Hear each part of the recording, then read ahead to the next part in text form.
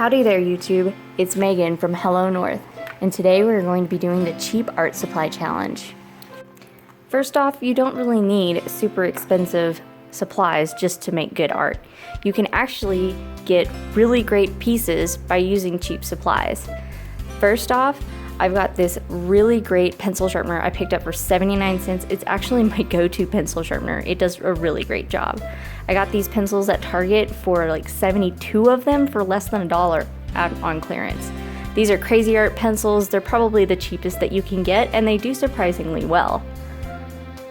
Now these are Crayola erasable colored pencils. I bought them thinking that they would be something like my Color Erase pencils, which I absolutely love, and they were kind of pricey at $5 to $10 some places, but they weren't that great. They were actually absolutely horrible. They're very waxy, they don't really do well on even the smoothest paper, and they don't blend at all, as you can see. They just kind of stop working on top of each other, but they erase really well, even better than my Color Erase pencils. So I might be able to find something to do with these, but for this art supply challenge, I'm not using them. So let's get started. Things first, I like to lay down all of my shapes and lines for my face. I'm doing just a basic bust portrait. I like putting down my lines because I like to see exactly where my stuff is, like my eyes, the ears, the nose, and that's what I'm doing right now with this regular good old-fashioned pencil.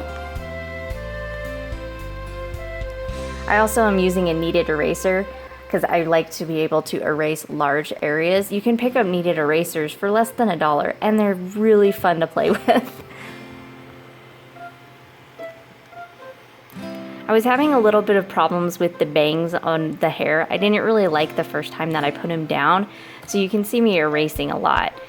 One thing that I really notice is that a lot of people don't show that they actually do a lot of erasing and a lot of planning when you put down artwork.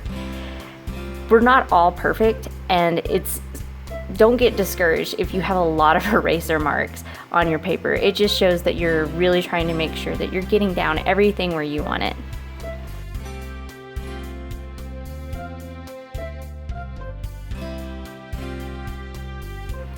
The paper that I'm using is cardstock, and believe it or not, I actually didn't even buy it. I went into my local Office Max and asked if I could just have one piece of paper, and they were really nice, and the guy at the Copier Center actually gave me 4 or 5 pieces because you can't buy just single sheets of cardstock paper unless you go to an art supply store or a scrapbooking store, and even then they're really pricey and they're not exactly what I was looking for.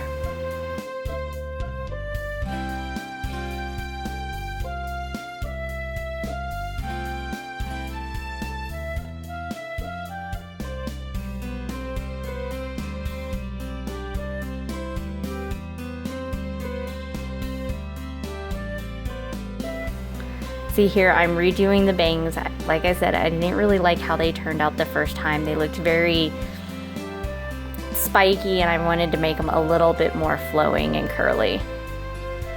And here I'm darkening up the lines and erasing the guidelines and any stray lines that I have anywhere. I'm not actually going to be inking this piece, so I really wanted something to really outline the lines. And this pencil actually did really well doing that.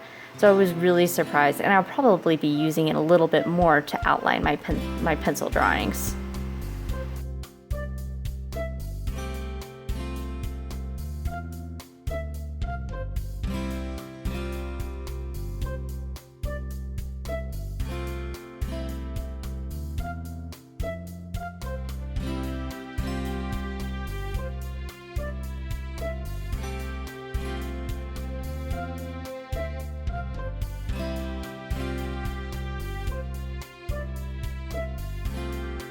Alright, I'm finishing up doing all the last little nitpicky things that I have a tendency to over obsess over, like getting rid of those lines that are a little bit too light that I don't really want them right there.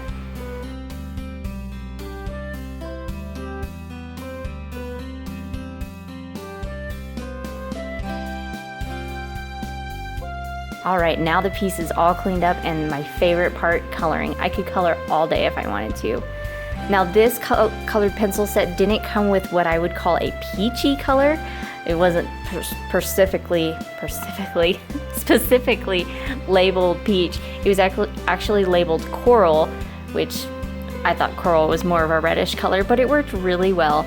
Now the key thing about using cheap colored pencils is that you want to layer them. You want to lay them down really light and slowly build up the color. Your more professional, I guess you could say, colored pencils like Prismacolor pencils are the ones right off the top of my head. You can layer them very easily, so you don't have to slowly build up the color if that's what you want to do. But with cheaper pencils like Crayola, Crazy Art, or even Rose Art color pencils, you want to layer it, so you want to start off really light. Now the only thing that I would highly suggest if you're going to outline your piece with the pencil is you don't want to put it down as hard as I did. I noticed that in some of the spots when I got really close to the outline with the colored pencil, it had a smudge effect, which wasn't really what I was going for, but I made it work anyways. You see here I'm going back in with the same colored pencil and adding in the shadows to add a little bit more depth. And layering and layering. Layering is key. I can't stress that enough. That's your ticket to having a good art piece. Here I'm going in with pink because not all skin tones are just peach. You've got characters who might have a pink undertone or even a green undertone.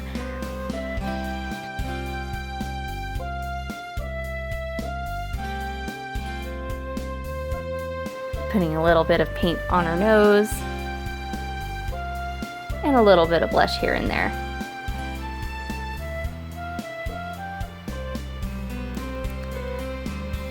All right, now this is a purple color. I really like to use purple as shading instead of just straight gray or even like a black color. And here it is, here I am layering some more with the peach color. It really helps blend it in when you use a lighter color on top of a darker color. Oh no, I got a little bit of out of the lines. I'll have to go back and fix that.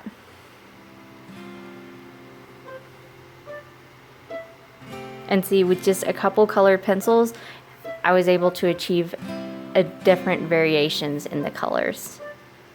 Now I wanted her eyes to look really cool, and since I had so many of these bright colors, I decided to use purple, pink, and blue to do the different iris shapes, and it actually turned out really cool, and I really would love to do this eye color again. And there goes the blue.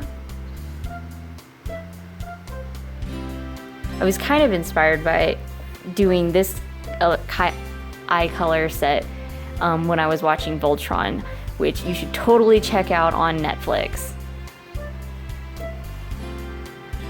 Here I'm testing out if these colors would work well together, layering.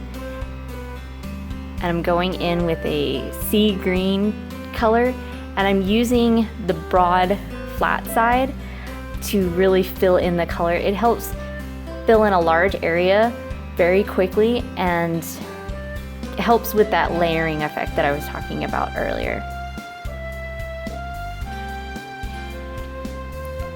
Then I'm going in with the tip and I'm adding in a few details.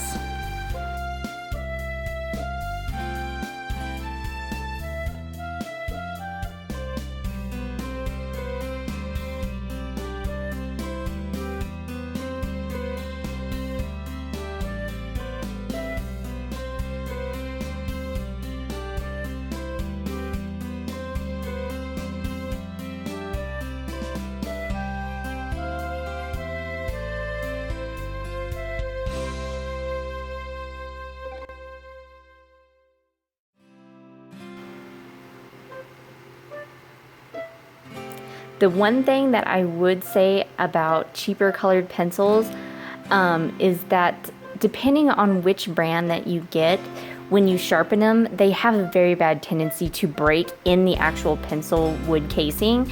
So sometimes when I sharpen my pencils, they have a very bad tendency to break off constantly. And I can go through an entire pencil and every piece of it has been broken into segments, which is a total bummer. But believe it or not, I actually have better luck with cheaper colored pencils.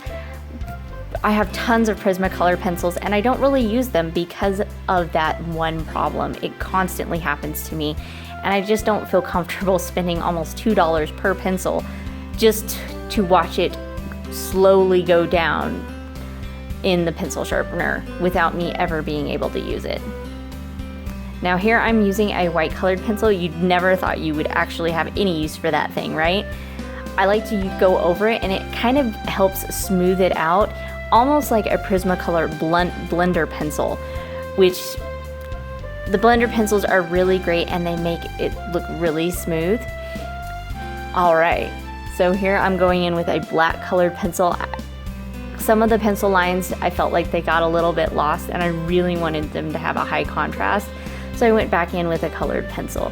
I haven't really been able to find a really great cheap alternative for an inking pen without spending at least $4 or $5 on a single one, which is what I spend almost already on my regular inking pens. But a colored pencil looks great either way. It kind of gives it that old school cartoony feel.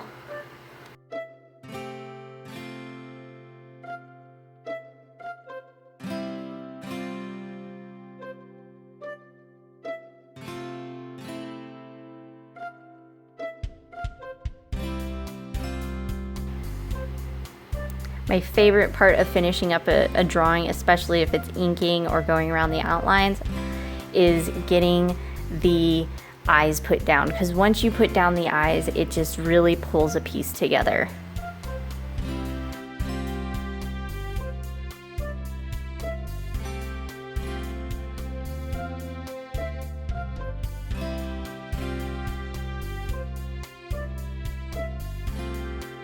Alright, she turned out so cute. I really wanted to put some white ink in there, and I have my Signo and my Jelly Roller pen just to kind of test and see how well it works on colored pencils. First one up is the Jelly Roller. I didn't really feel like it worked very well, and even my Signo didn't work that great. They just kind of moved around the ink. But here she's all done, and it was so much fun to do this piece. Thanks for watching, and we'll see you next time.